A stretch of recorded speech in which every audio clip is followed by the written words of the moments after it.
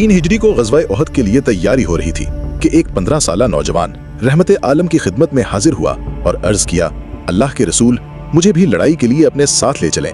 नबी करीम ने कुछ तरद्दुद किया तो नौजवान बोला, अल्लाह के रसूल, बदर में भी आप मुझे छोड़ गए थे। उस वक्त मेरी उम्र 13 बरस की थी। अब तो मैं 15 साल का हो चुका हूँ और आपने खुद ही जंग में हिस्सा लेने वालों की उम्र कम से कम 15 बरस मुकर्रर कर रखी है। अब तो मैं आपके साथ जरूर जाऊंगा। रहमत आलम इस कम सन सहाबी के जज्बाए जिहाद से बहुत खुश हुए और साथ चलने की इजाजत दे दी। ये खुशनसीब नौजवान हजरत राफे रजी अल्लाह अन्हु थे।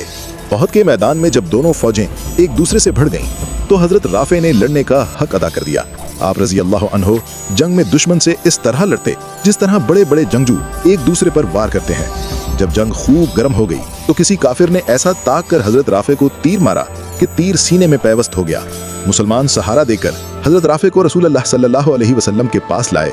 नबी करीम सल्लल्लाहु अलैहि वसल्लम ने फरमाया, इसके सीने से तीर निकालो। तीर जो हड्डियों को तोड़ता हुआ अंदर घुस गया था। जब सहाबी ने पूरे जोर से खींचा तो नोक अंदर रह गई। रहमत आलम ने शफकत से उस बहादुर के सर पर हाथ फेरा और फरमाया कि राफे, क़यामत के दिन में तेरे ईमान की शहादत दूंगा। तबरी बा हवाला सीयर सहाबा।